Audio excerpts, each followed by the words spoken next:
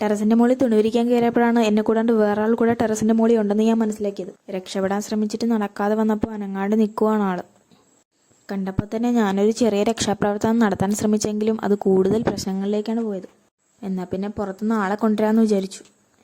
കടയിലെ ജോലി കഴിഞ്ഞ് വീട്ടിലേക്ക് എത്തിയ കെട്ടിയവനെ ഒരു കത്രികയുമായിട്ട് ടെറസിന്റെ മുകളിൽ വിളിപ്പിച്ചു. പക്ഷെ നമ്മൾ വിചാരിച്ച പോലെ അത്ര സിമ്പിൾ ആയിരുന്നില്ല രക്ഷാപ്രവർത്തനം. കാക്ക കയ്യിൽ കൊത്തുപോയെന്ന് പേടിച്ചാണ് കത്രിക അനക്കുന്നത്. ഒടുവിൽ തലയിവിടെ നിർത്തിയിട്ട് വാല് മാത്രം പറഞ്ഞു വിട്ടാൽ മതിയോ എന്ന് ചേട്ടൻ. എന്നിലെ സഹജീവി സ്നേഹമുണർന്നു.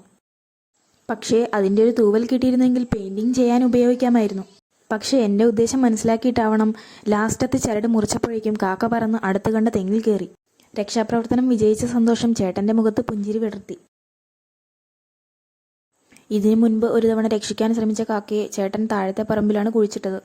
വിജയശ്രീലാളിതനായി പുറത്തേക്ക് വന്ന ചേട്ടൻ കാക്കളെ നോക്കി കൈവീശി.